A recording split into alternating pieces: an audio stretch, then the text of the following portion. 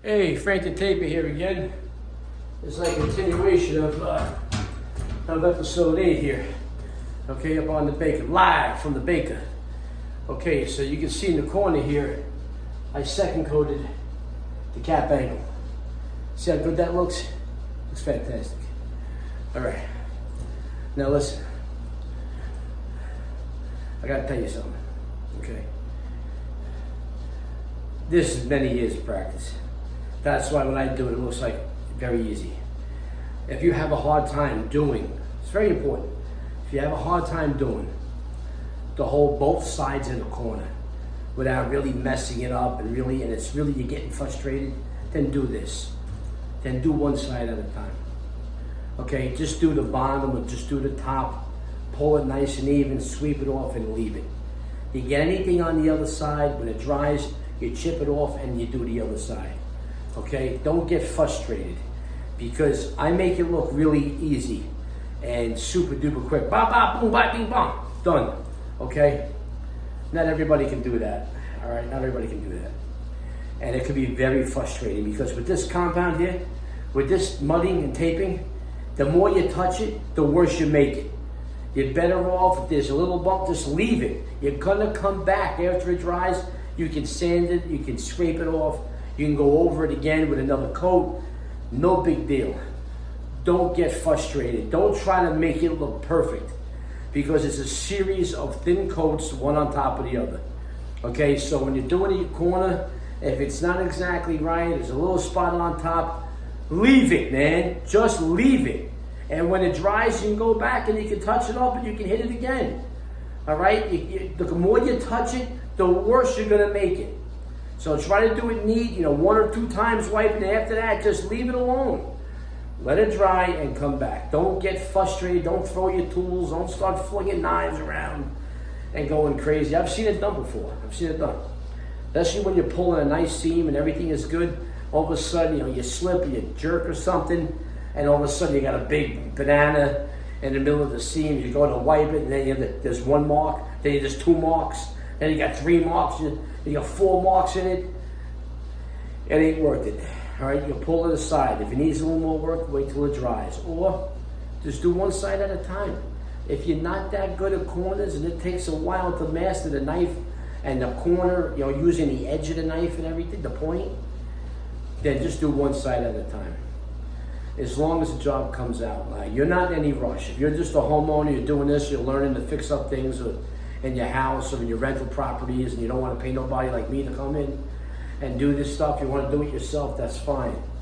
You can take your time. You can do one side at a time so the corners come out real nice. That's all. There's nothing wrong with that. I know professional guys that do one side at a time. That's their style. Who am I to tell them that they're doing it wrong? But the way I do it is for speed and efficiency. These are paying jobs. I have deadlines. I have people waiting to move in because they know when I'm done, it gets painted and boom. The furniture comes in and that's it. It's almost over. So I'm under a little bit of pressure to try to get the thing done. And I can also do both sides and wet into wet, and I can do that to save time. But if you have the time and you're not that confident, you're maybe not as neat, a little bit more sloppy, then do one corner at a time, that's all.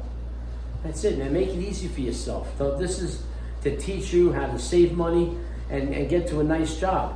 It might take me 2 days, 3 days to do a job. It might take you 5 days. So, there's nothing wrong with that. As long as the job comes out, the end result comes out good. If it takes you a little longer, that's okay. That's okay, man. You don't have to be frustrated or angry about it, okay? I'm teaching you. I'm a pro, and you ain't, okay? And not that your desire is to be a pro, but your desire is to maybe do it and save some money. So you don't have to pay a guy like me, hey, can you come over and fix this little patch or whatever the case is. You can have enough to know, hey, I think I can do this myself, just do a little bit at a time and you can do it. And you can save a whole lot of money because this ain't cheap. Labor ain't cheap today, So the material and tools are cheap as we went over, but labor ain't cheap. So if you can do it yourself and make it look real good, hey man, then do it. That's what the channel's all about. Trying to save money and trying to teach it and make you believe that, hey, you can do this. Okay, now if you want to go out and do side jobs like me, like a business, well, then, you know, practice makes perfect, man. You know, once you learn the fundamentals, you know what to do. You just got to keep doing it over and over and over again. And you'll get better and better and faster and faster. And then you'll make more and more money if you want to do that. But if that's not your goal, if your goal is, let's say your goal is this.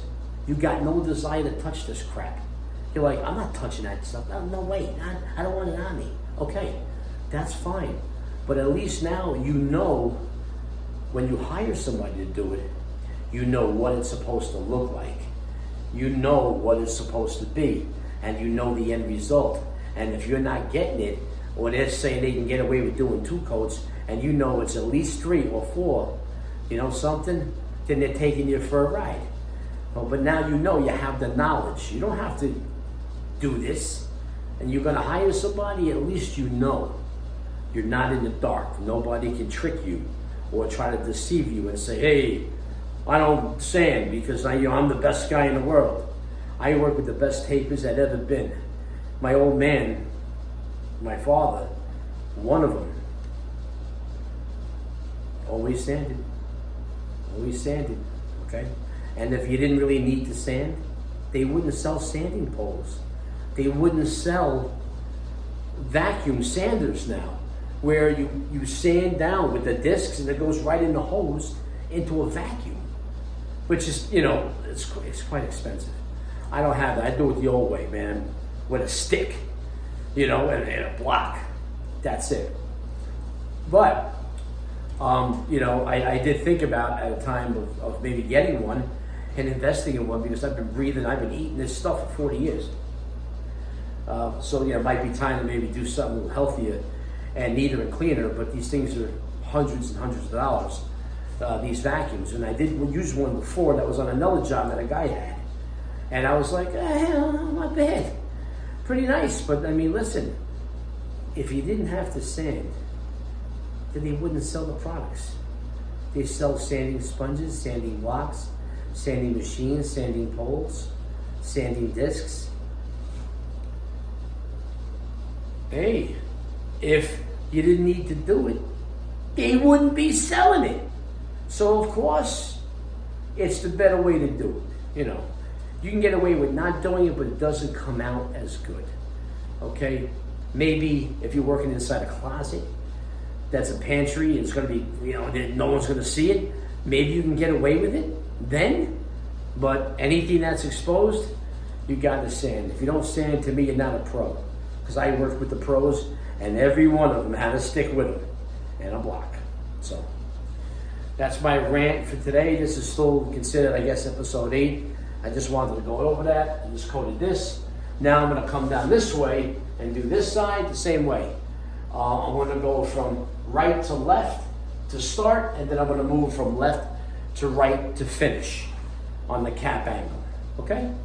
And then if I think of any interesting things or thoughts while I'm doing this, I'll you know, get back to you and you know, put it right on. But I just wanted to let you know, don't be too hard on yourself, okay? Don't be too hard on yourself.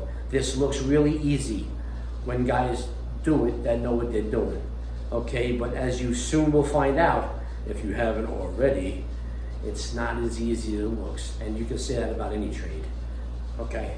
So with that, I'm gonna sign off. I'm gonna get back to the cap angle. I'll see you guys later.